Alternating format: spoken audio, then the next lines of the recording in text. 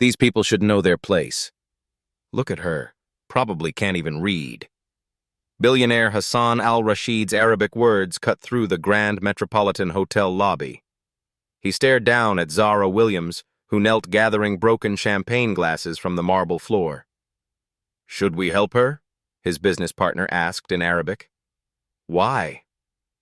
"She's paid to serve us," Hassan replied, loud enough for others to hear.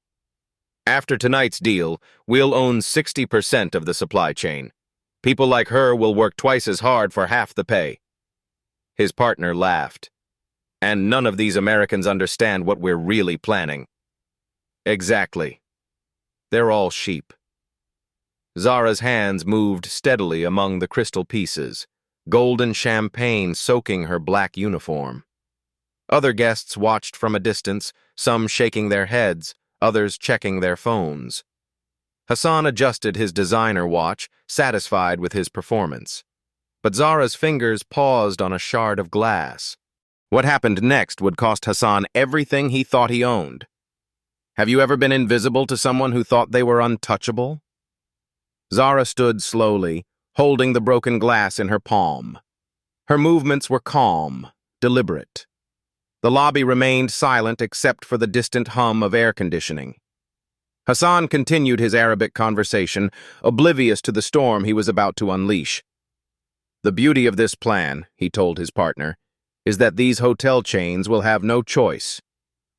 When we control the supply, they pay our prices or they close." "And the government investigations?" "What investigations? These people can't even understand what we're discussing right now."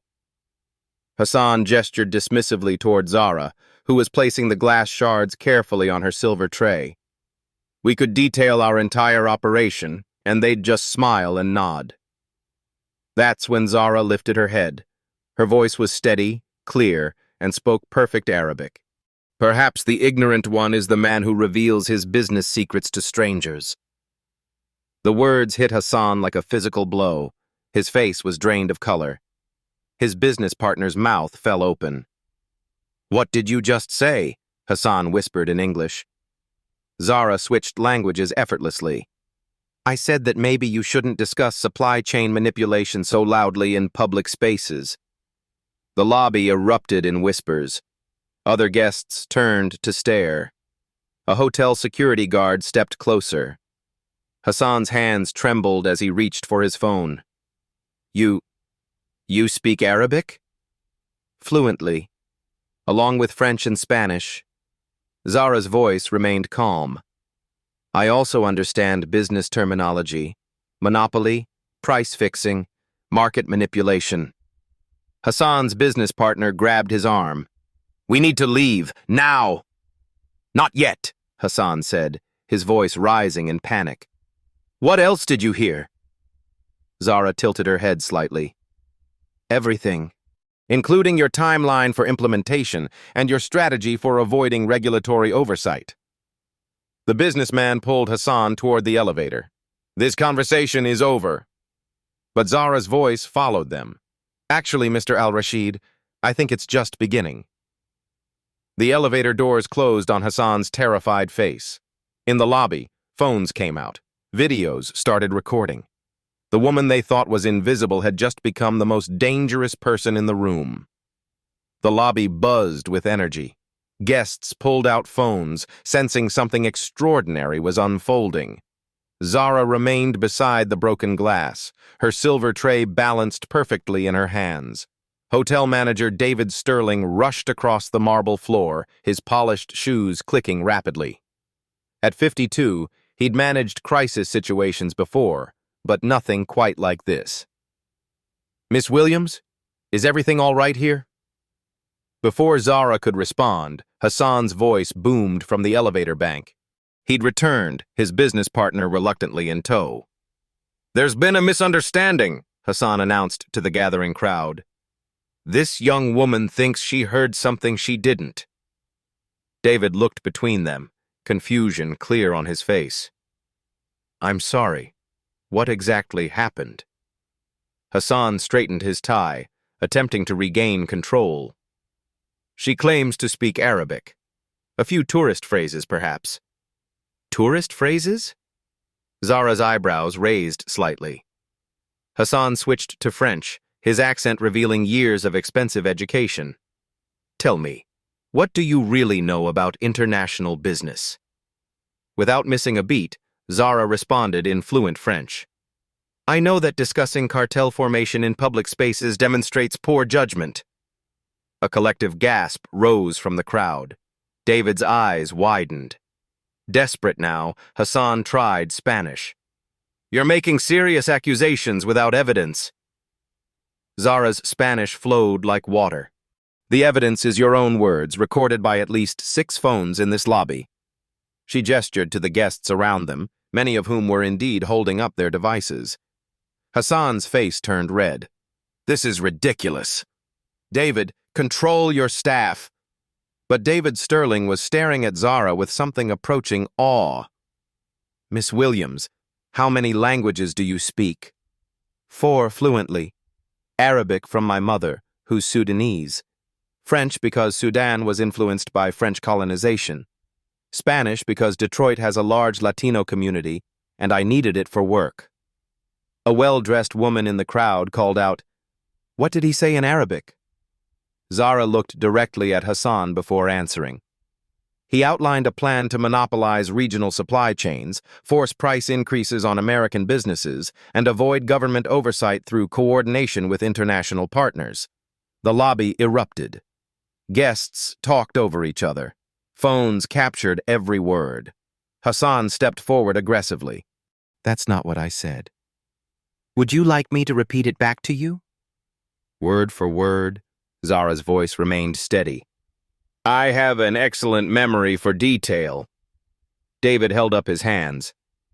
Everyone, please. Let's move this conversation somewhere more private. No, said a voice from the crowd. Let her speak. It was an elderly businessman in an expensive suit. Young lady, I'm Senator Morrison. I sit on the Commerce Committee. If what you're saying is true, this is a matter of national interest.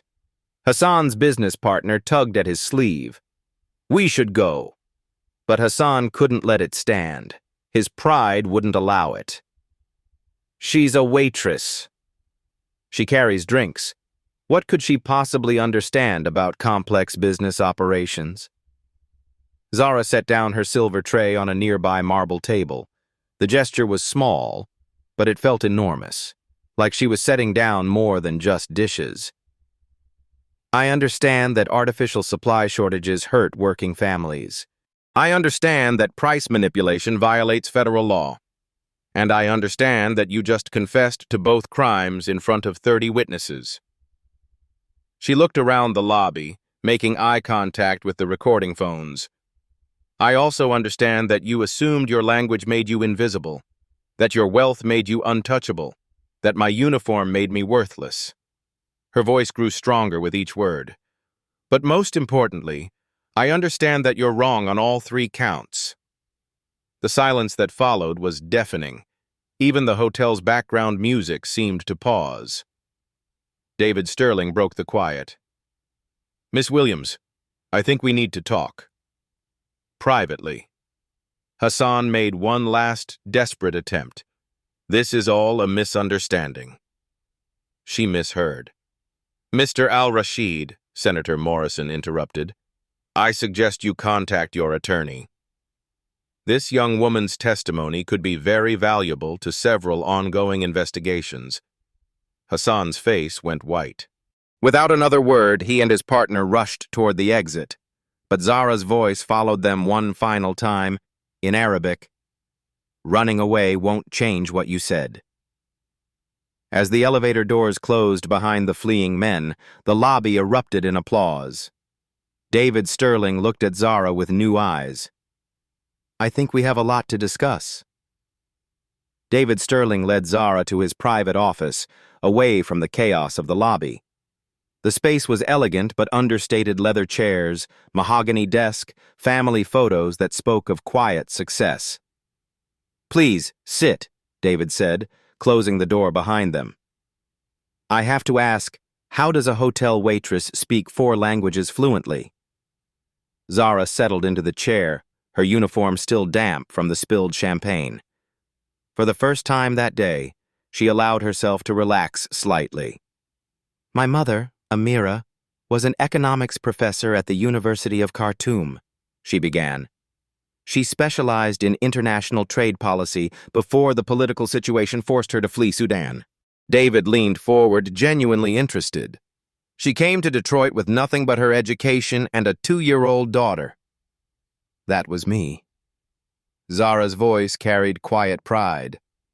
Mom always said, language is the bridge between hearts, Habibti. But understanding economics is the bridge between survival and prosperity.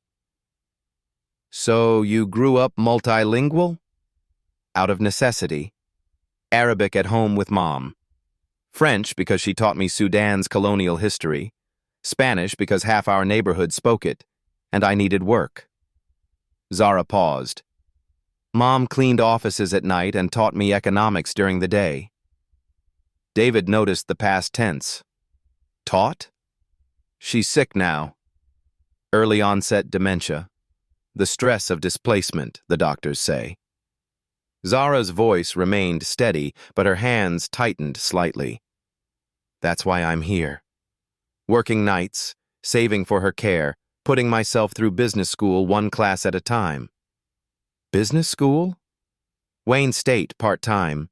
International economics, just like Mom taught at university. Zara met his eyes. That's how I knew Hassan wasn't just bragging. Supply chain manipulation, artificial shortages.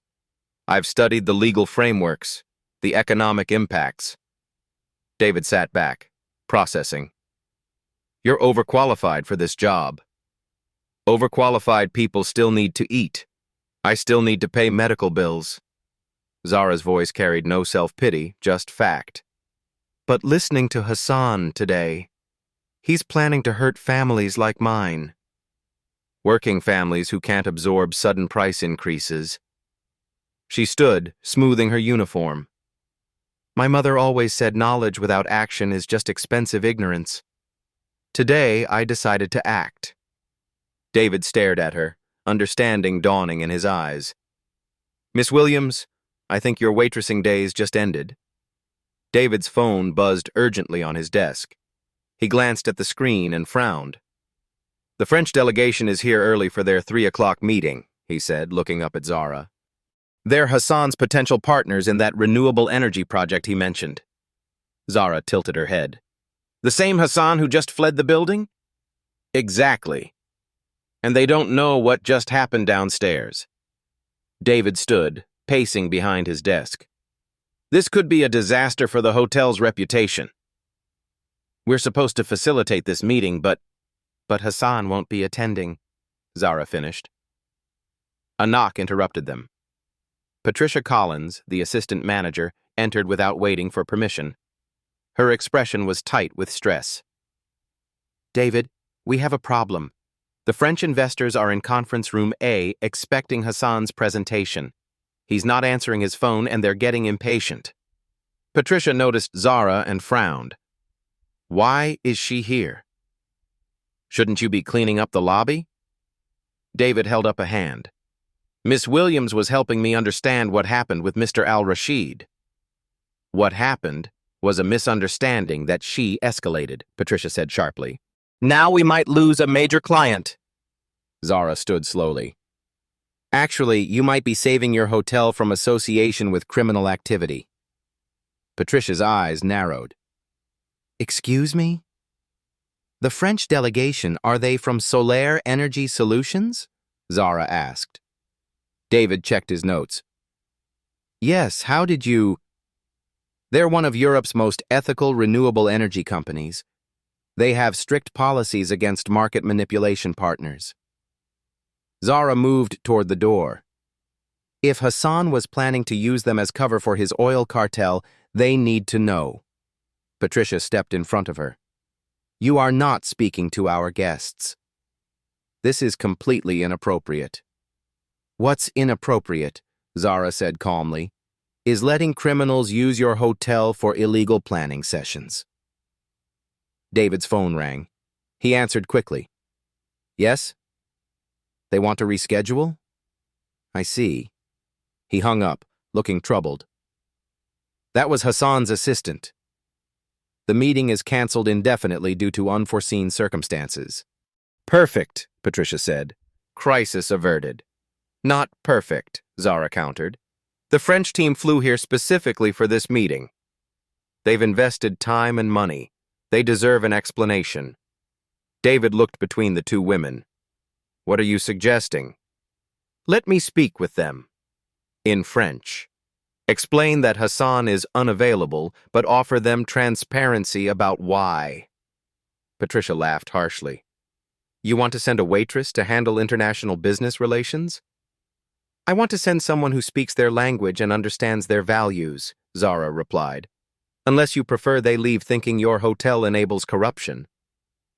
David's intercom buzzed. Mr. Sterling? The French delegation is asking if the meeting delay indicates partnership reliability issues. They seem concerned about Mr. Al-Rashid's reputation. The room fell silent.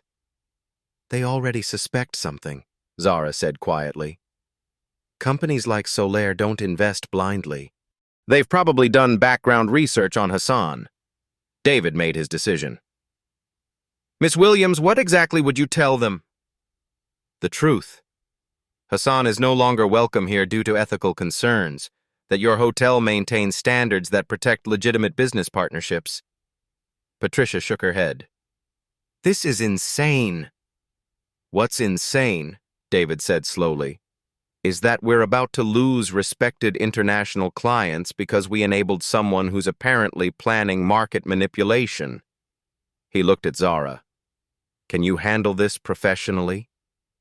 Yes, but not as a waitress. Zara's voice was firm.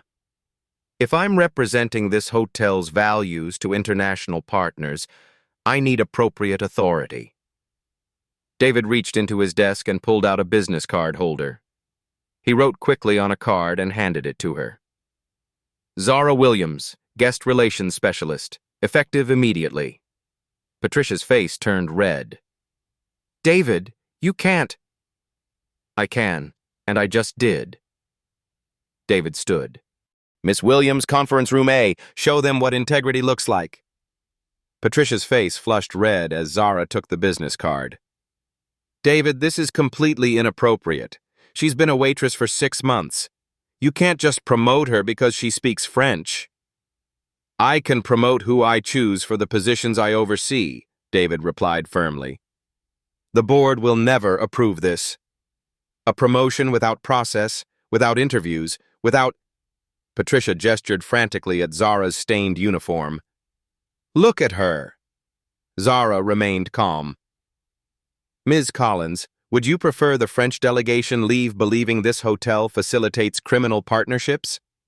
There's no proof of anything criminal, just wild accusations from someone trying to get attention. The office door opened. Marcus Webb, the head of hotel security, stepped in. Mr. Sterling? The lobby situation is under control, but we have a new problem. He glanced uncertainly at Zara before continuing. 3 news vans just pulled up outside. Someone uploaded a video of the incident. It's already trending on social media. Patricia groaned. This is exactly what I was afraid of. Marcus continued. The French guests are asking if they should be concerned about their safety here. They're talking about cutting their stay short. You see. Patricia turned to David. This is what happens when staff overstep their boundaries. We're going to lose business, reputation, everything. David's phone buzzed with text messages. He scanned them quickly, his expression growing more serious. Actually, Patricia, we have a different problem. I just received calls from 3 other international business groups. They're asking if we conduct background checks on clients who use our facilities for meetings. He looked up from his phone. Apparently, Hassan al-Rashid has been under federal investigation for 6 months. The room went silent. What? Patricia whispered. FBI Financial Crimes Division? Market manipulation, specifically. David set his phone down. Which means Miss Williams just prevented our hotel from hosting potentially illegal activities. Zara spoke quietly. The French delegation probably knows this. Ethical companies research their potential partners thoroughly. Patricia shook her head stubbornly. Even if that's true, sending her to handle international relations is ridiculous. She has no experience, no training. She has 4 languages and a better understanding of international business ethics than anyone else available right now, David interrupted. But she's... Patricia struggled for words. She's what? Zara asked, her voice still calm.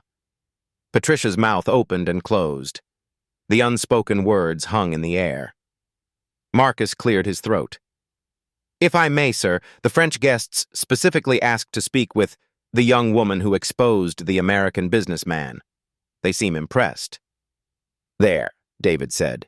They want to speak with her specifically. Patricia made one last attempt. David, this could backfire spectacularly. What if she says something wrong? What if she misrepresents the hotel's position? What if she doesn't? David countered. What if she's exactly what we need? He turned to Zara. Are you ready for this? Zara straightened her shoulders. I've been ready my whole life. I just needed someone to give me the chance. Patricia threw up her hands. Fine. But when this goes wrong, remember that I warned you. As she stormed toward the door, Marcus stepped aside, but Patricia paused at the threshold. Just remember, she said coldly to Zara. Some people in this building have earned their positions. Others just got lucky. After she left, the office felt lighter. Marcus grinned. For what it's worth, sir, I think you made the right call. The way she handled that situation downstairs, that wasn't luck. David nodded. Miss Williams, are you ready to show them what earning looks like? Zara smiled for the first time that day. Let's do this. Conference room A overlooked the city skyline through floor-to-ceiling windows. 3 French executives sat around the polished mahogany table, their expressions a mixture of concern and curiosity. Zara entered with David, her new business card tucked into her uniform pocket. The contrast was jarring, her champagne-stained waitress outfit in a room designed for power suits. Monsieur Dame, she began in fluent French, I apologize for the unusual circumstances of our meeting. The lead delegate, Pierre Dubois, raised an eyebrow. You are the young woman from the lobby? I am. Zara Williams, guest relations specialist. She sat across from them, her posture confident despite her appearance. I understand you came here to discuss renewable energy partnerships with Hassan al-Rashid. Oui, but he seems to have disappeared, said Marie Clement, the only woman at the table. This is concerning business relations. Zara nodded. It should be concerning. Mr. al-Rashid is under federal investigation for market manipulation. His partnership proposal would have compromised your company's ethical standards. The French delegates exchanged glances. Pierre leaned forward. You know how? Because I overheard him detailing his actual business plan, creating artificial oil shortages to force price increases while publicly promoting renewable energy as cover. David watched nervously from the corner as Zara continued in French. Solaire Energy Solutions has built its reputation on authentic environmental commitment, she said. Associating with Mr. al-Rashid would have damaged everything you've worked for. Marie spoke carefully. These are serious accusations. With serious evidence. The FBI has been investigating his operations for 6 months. Today's incident simply brought their case into public view. The third delegate, Claude Moreau, had been silent until now. How does a hotel employee know so much about international business ethics? Zara met his gaze steadily.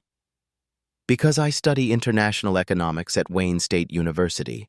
Because my mother was an economics professor who taught me that true business success comes from creating value, not extracting it through manipulation. She paused, choosing her words carefully. And because companies like yours represent hope for families like mine. When energy costs are artificially inflated, working people suffer. When companies like Solaire develop genuine solutions, everyone benefits. Pierre sat back, studying her. You prevented us from making a significant mistake. I prevented you from unknowingly funding criminal activity, Zara corrected. Your due diligence would have caught this eventually, but why waste time and resources? Marie smiled slightly. You speak like someone who understands business development. I understand that reputation is everything in international partnerships. Solaire's commitment to ethical practices is why American renewable energy companies want to work with you. Claude pulled out his tablet. What do you know about the American clean energy market? For the next 20 minutes, Zara discussed federal tax incentives, state-level renewable portfolio standards, and emerging technologies in energy storage. Her French was flawless, her knowledge comprehensive. David watched in amazement as the mood in the room shifted completely. The French delegation went from suspicious and concerned to engaged and impressed. Finally, Pierre stood. Miss Williams, this has been most enlightening. You have saved us considerable embarrassment and potential legal complications. More importantly, Marie added, you've demonstrated the kind of integrity we value in business partners. Claude looked at David. Your hotel's handling of this situation speaks well of your standards. We would like to continue using your facilities for our American operations. As the French team prepared to leave, Pierre handed Zara his business card. We are always looking for qualified professionals who understand both American markets and European business culture, he said. Perhaps we should discuss opportunities. After they left, David stared at Zara in wonder. You just turned a potential disaster into new business partnerships. Zara smiled. Sometimes the best way to solve a problem is to tell the truth. David closed the conference room door behind the French delegation. For a moment, he and Zara stood alone in the elegant space, the weight of what had just happened settling between them. In 22 years of hotel management, David said slowly, I have never seen anything like that. Zara smoothed her stained uniform self-consciously. They were good people. They deserved honesty. No, that's not what I mean. David moved to the window, looking out at the city skyline. I've watched executives with decades of experience fumble international negotiations. You just conducted flawless diplomacy in a second language while wearing a waitress uniform. He turned back to her, his expression serious. I need to tell you something. When I started in this business, I was a night auditor at a budget motel in Cleveland. Minimum wage, no respect, invisible to everyone who mattered. Zara listened quietly. I was 24, putting myself through business school, one class at a time. Sound familiar? David's smile was rueful. One night I caught the general manager embezzling from the cash deposits. I had a choice: stay quiet and keep my job, or speak up and risk everything. What did you do? I spoke up. Got fired the next day, but the district manager heard about it, investigated, and offered me a position at a better property. David sat across from her. That moment changed my life because someone in authority recognized that doing the right thing matters more than staying in your lane. He reached into his jacket and pulled out an envelope. This is your formal promotion letter, guest relations specialist with immediate salary adjustment to $48,000 annually. The company will also provide tuition assistance for your remaining coursework. Zara stared at the envelope. David, this is recognition of what you've already proven you can do. He slid the letter across the table. But there's something else. David stood and walked to a small closet in the corner of the conference room. He returned with a navy blazer bearing the hotel's elegant logo. Every guest relations specialist gets a proper uniform. This one's yours. Zara took the blazer, running her fingers over the fine fabric. It was the first professional clothing she'd owned since losing her scholarship. I don't know what to say. Say you'll keep being exactly who you were today. Intelligent, principled, fearless. David's voice carried genuine warmth. Talent like yours shouldn't be hidden in a service uniform. It should be front and center, changing how business gets done. Zara slipped on the blazer over her stained uniform. The transformation was immediate. She looked like she belonged in boardrooms and international negotiations. There's one more thing, David said, pulling out his business card holder. He wrote something on the back of a card and handed it to her. My direct line. Anytime you encounter something that doesn't feel right, any guest, any situation, any business deal that seems questionable, you call me immediately. Zara read the card. Zara Williams, Senior Guest Relations Specialist. Senior? She asked. David grinned. After today's performance, we're skipping a few steps. You've earned it. For the first time since her mother's diagnosis, Zara felt something she'd almost forgotten. Hope for the future. Thank you, she whispered. Thank you, David replied. You reminded me why I love this business. That evening, Zara sat in her small apartment, still wearing the navy blazer over her uniform. The promotion letter lay open on her kitchen table next to her laptop, where she'd been researching Hassan's company. Her phone rang. The caller ID showed the assisted living facility. Hi, sweetheart. Her mother's voice came through, clearer than it had been in weeks. I saw you on the news. My brilliant daughter. Zara's throat tightened. Mom, you saw it? The nurses showed me on their phones. You were speaking Arabic, standing up to that terrible man. Amira's accent carried the warmth of home. You sounded just like me when I used to lecture about economic justice. I kept thinking about what you always said. Knowledge without action is just expensive ignorance, they finished together. Amira was quiet for a moment. Habibti, I want to tell you something while my mind is clear. That man today reminded me of the officials who drove us from Sudan. Rich, powerful, thinking their language made them safe from consequences. Zara closed her eyes, picturing her mother's face. But you, my daughter, you have something they never will. You understand that power should lift people up, not tear them down. I was scared, Mom. What if I was wrong? What if I made everything worse? Were you wrong? Zara thought about Hassan's panicked face, the French delegation's gratitude, and David's recognition. No, I don't think so. Then you weren't scared. You were brave. There's a difference. A knock at the door interrupted them. Zara peered through the peephole and gasped. Hassan al-Rashid stood in the hallway, alone. Mom, I have to go. I love you. I love you too, Habibti. Remember, truth is stronger than money. Zara ended the call and opened the door cautiously, keeping the chain lock engaged. Mr. al-Rashid, Mr. This is unexpected. Hassan looked terrible. His expensive suit was wrinkled, his confident demeanor completely gone. I need to talk to you, please. I don't think that's appropriate. I know how this looks. But I'm not here to threaten you or make excuses. His voice was raw with exhaustion. I'm here to apologize. Zara studied his face through the gap in the door. Gone was the arrogant billionaire from the hotel lobby. This man looked broken. My father was a poor immigrant, Hassan said quietly.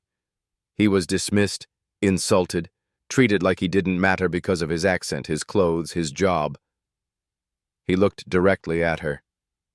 I became everything I once despised, everything that hurt him. Zara slowly removed the chain and opened the door. What you said today about people knowing their place, my father heard those same words 1,000 times. Hassan's eyes filled with tears. I'm sorry. For the insults, for the arrogance, for becoming someone my father would be ashamed of.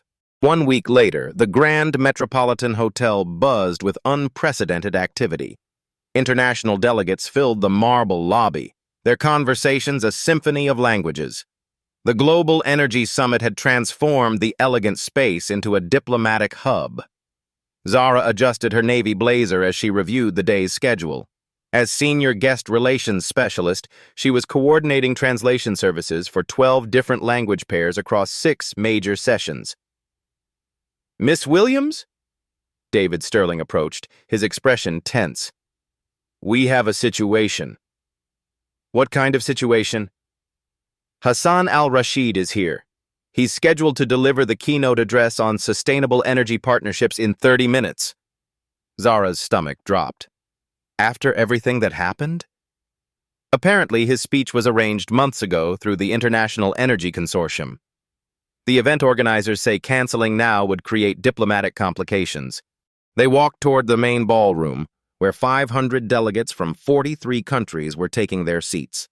Camera crews from major news networks lined the walls. There's more, David continued. 3 of our regular translation staff called in sick this morning. Food poisoning from the hotel restaurant down the street. How many translators are we short? 4, including Arabic, which we need for the Middle Eastern energy ministers who are Hassan's primary audience. Zara stopped walking. You want me to translate for Hassan? I know how difficult this must be, but you're the only Arabic speaker available, and the summit organizers are desperate. Through the ballroom doors, Zara could see Hassan at the podium, adjusting his microphone. He wore a perfectly pressed suit, his confident demeanor fully restored. The broken man who had apologized at her apartment seemed like a different person entirely. What if he says something inappropriate? David's expression was grave. Then you translate exactly what he says. Our job is accuracy, not editorial control. Zara nodded slowly. The translation booth? Booth 3. You'll have a direct feed to the Arabic-speaking delegations and the media outlets broadcasting to the Middle East. As Zara made her way to the translation booth, she noticed Senator Morrison in the front row. He caught her eye and nodded approvingly. Several members of the French delegation she'd met the week before were also present. The booth was smaller than she'd expected. Through the soundproof glass, she could see Hassan taking the stage. The audience applauded politely. Hassan began in English, his voice smooth and practiced. Distinguished delegates, we gather today to forge partnerships that will power a sustainable future.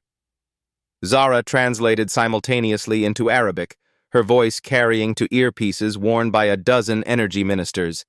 The challenges facing our planet require unprecedented cooperation between nations, between public and private sectors, between traditional energy sources and renewable innovation.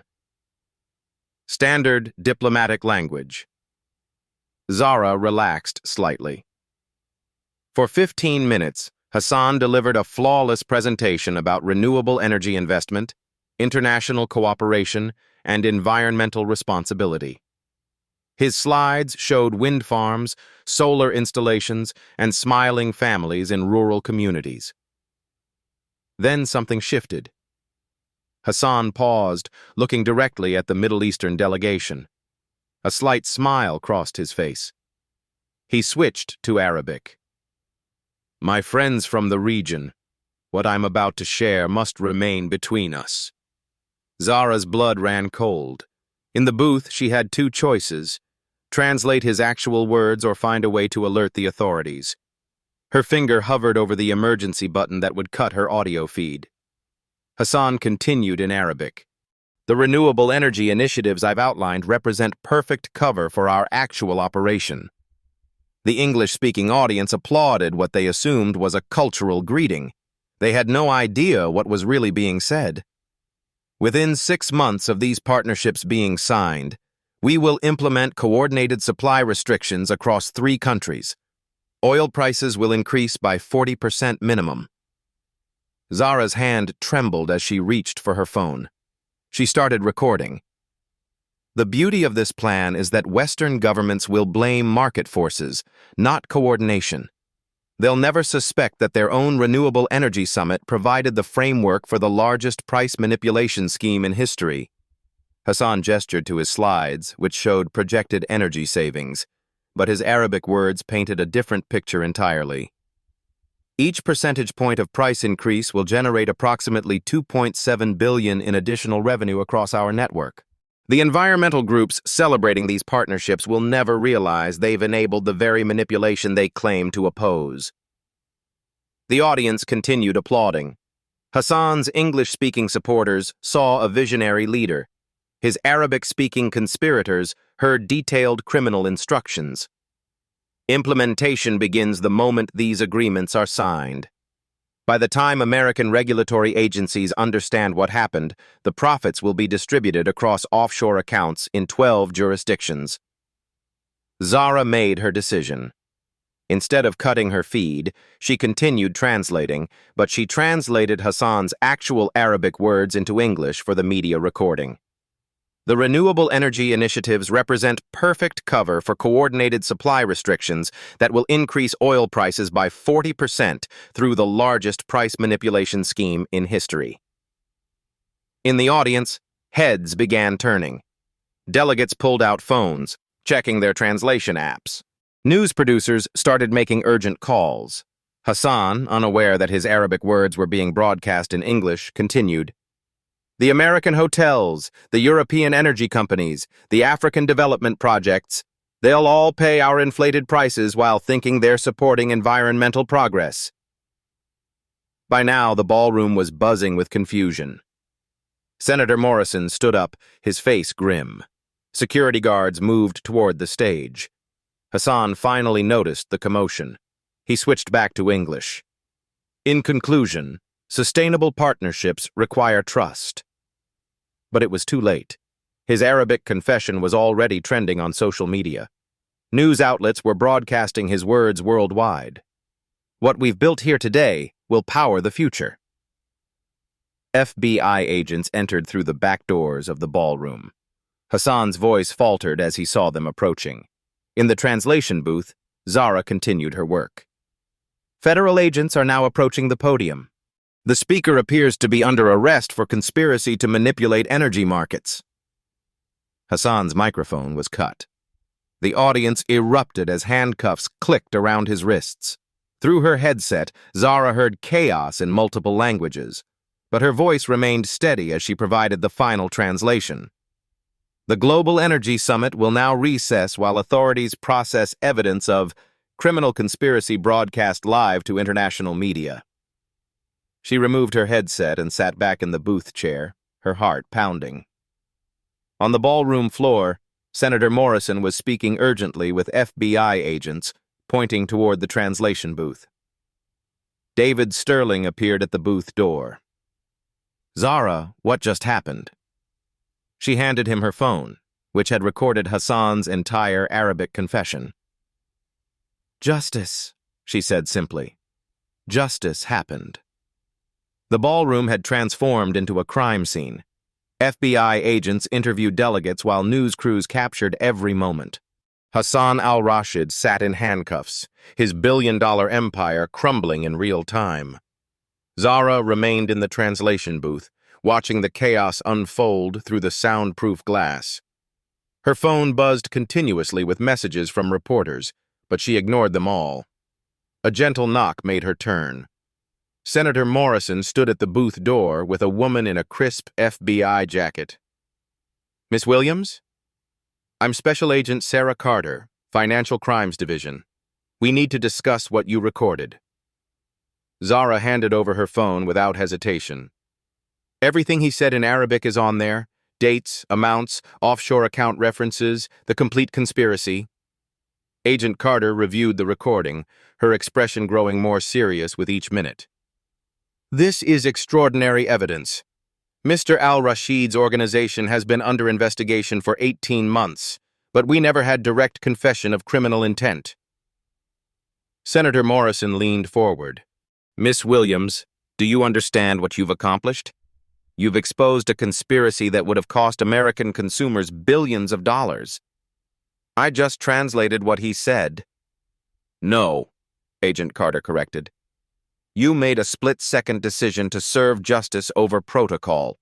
That took remarkable courage. Through the booth window, Zara watched Hassan being led away. He looked up at the translation booth one final time, his expression a mixture of rage and disbelief. The man who had mocked her for knowing her place was learning his. David Sterling entered the booth, followed by a woman in an expensive suit. Zara, this is Rebecca Martinez from the United Nations Trade and Development Office. She has something to discuss with you. Rebecca smiled warmly. Miss Williams, what happened here today will have international implications. We need someone with your skills and integrity to help investigate similar schemes in other countries. I'm not an investigator. I'm a hotel employee. You're a multilingual economist who just prevented massive economic fraud, Rebecca corrected. The UN Anti-Corruption Initiative has been looking for exactly your combination of skills. Agent Carter looked up from the phone recording. We've also been authorized to offer you a position as a civilian consultant with the FBI Financial Crimes Division. Your language abilities and economic background could help us prevent similar conspiracies. Zara felt overwhelmed. A week ago, she was invisible. Now the FBI and United Nations were offering her career opportunities she'd never imagined. Can I have some time to think? Of course, Rebecca said. But first, there's something happening downstairs you should see. They led Zara back to the main lobby, where an incredible scene was unfolding. News crews surrounded a makeshift press conference area. Delegates from the Energy Summit filled the marble space, many holding signs that read, "Truth in every language" and "Transparency over profit." Pierre Dubois from the French delegation stepped forward with a microphone. Today, we witnessed something extraordinary. A young woman chose truth over silence, justice over self-preservation. His accent carried clearly through the lobby. The Global Energy Consortium announces the establishment of the Zara Williams Transparency Fellowship, a program to train multilingual professionals in detecting and reporting international business fraud. The crowd erupted in applause. Zara's legs felt weak. Marie Clement took the microphone next. Solaire Energy Solutions pledges €1 million to fund scholarships for students like Miss Williams, those who combine language skills with economic knowledge to protect international commerce. More companies stepped forward, technology firms offering internships, international law offices extending job offers, academic institutions proposing full scholarships for graduate programs. Senator Morrison approached the microphone stand. Congress will be introducing the International Business Transparency Act, requiring certified independent translators for all major international negotiations. We're calling it the Williams Protocol. Zara gripped David's arm for support. This can't be real. It's real, he whispered. You changed everything. But the most powerful moment came when Hassan's former business partner, Mohammed Al-Sabah, approached the microphone. The man who had laughed at Hassan's racist jokes now faced the cameras with obvious shame. I want to publicly apologize to Miss Williams and announce that our company is establishing a $50 million fund for economic education in underserved communities. His voice shook with emotion. We were complicit in a scheme that would have hurt the very families we claim to serve. He looked directly at Zara. Your courage showed us what real leadership looks like. Agent Carter returned Zara's phone, now loaded with additional evidence from Hassan's panicked calls to conspirators. His entire network is collapsing. 12 arrests across 6 countries so far. What happens now? Now? You testify before Congress, help us unravel similar schemes, and probably change how international business gets conducted forever. David Sterling stepped to the microphone. On behalf of the Grand Metropolitan Hotel, I'm proud to announce that Miss Williams has been promoted to Director of International Relations, making her the youngest director in our company's history.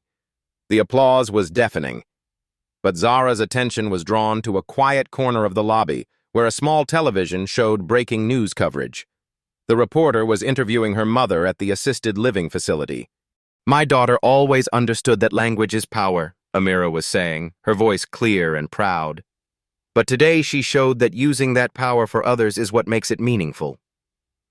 Tears filled Zara's eyes. Rebecca Martinez handed her a business card embossed with the UN logo. "The offer stands whenever you're ready." The world needs more people who choose integrity over invisibility. Senator Morrison shook her hand firmly. "Young lady, you've reminded us all that heroism often comes from the most unexpected places." As the crowd began to disperse, Zara found herself alone with David in the marble lobby where everything had started. "1 week ago, I was cleaning up spilled champagne," she said softly. David smiled. "1 week ago, none of us knew what we were capable of." He handed her a final envelope. "Your mother called. Georgetown University wants to offer you a full scholarship for their International Economics PhD program. Apparently, they never should have let you go in the first place." Zara held the envelope, feeling its weight. Inside was everything she'd dreamed of since losing her original scholarship. But more than that, it represented something else. Proof that being underestimated was only temporary, but using your voice for justice was forever.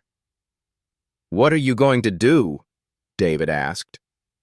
Zara looked around the lobby, the marble floors where she'd knelt among broken glass, the chandelier that had witnessed her transformation, the space where a billionaire's arrogance had become his downfall. "I'm going to make sure this never happens again," she said, in any language. The lobby's golden light seemed brighter somehow, as if it were illuminating not just the present moment, but a future where truth spoke louder than power, and courage came in the most unexpected packages. 6 months later, Zara stood in the same marble lobby, but everything had changed. The space now housed the International Business Transparency Center, with her office overlooking the spot where Hassan had spilled champagne on her uniform. The numbers told an incredible story. Hassan al-Rashid had been sentenced to 8 years in federal prison. His company paid $4.2 billion in fines. The conspiracy that Zara exposed had prevented artificial price increases that would have cost American families an estimated $18 billion annually. But the real impact went deeper than dollars. The Williams Protocol was now federal law. Every major international business negotiation required certified independent translators who could report suspicious activity without retaliation.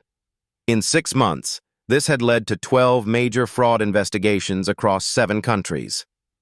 The Zara Williams Transparency Fellowship had enrolled 247 students from 34 countries. Young people who spoke multiple languages and understood economics were being trained to spot and stop international corruption before it started.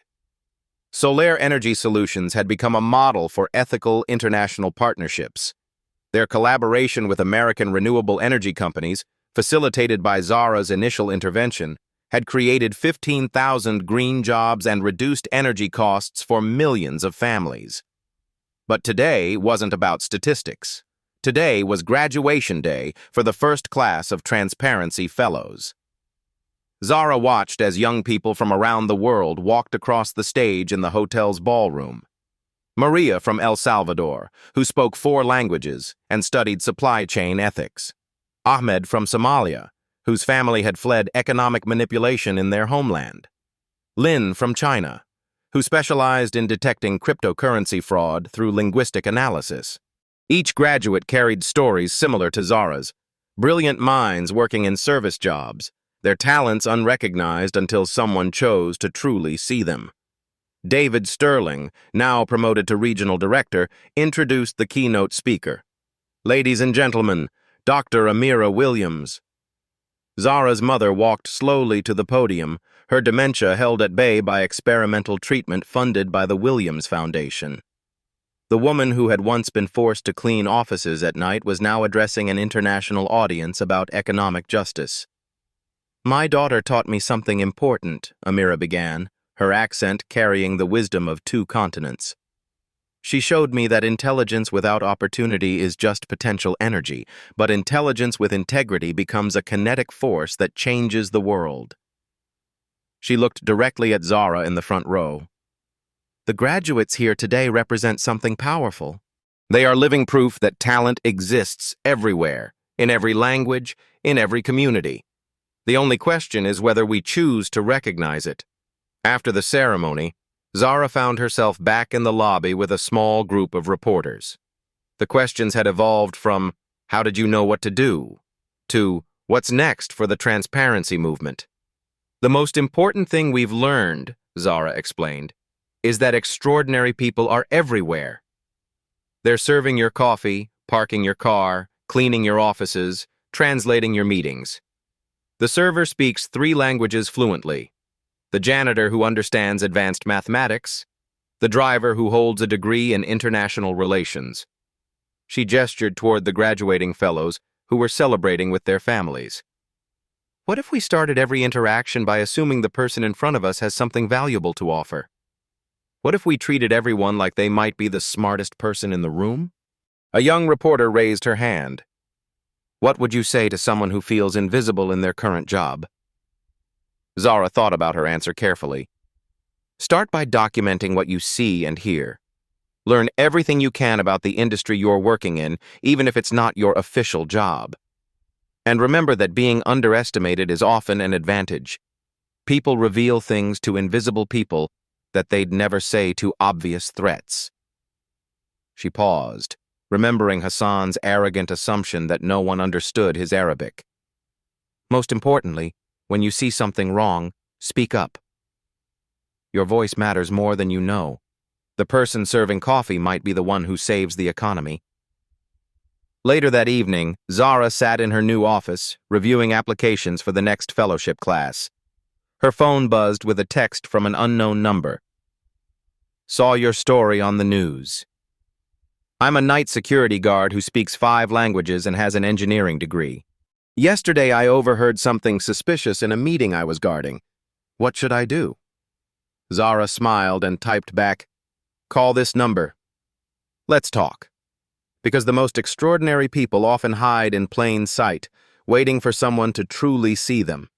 And sometimes all it takes is one person brave enough to speak up in a language everyone understands, the language of truth. The revolution wasn't televised, it was translated. Share this story if you believe invisible heroes deserve to be seen. Comment below. What hidden talents do the people around you possess? Like and subscribe for more stories where justice speaks every language.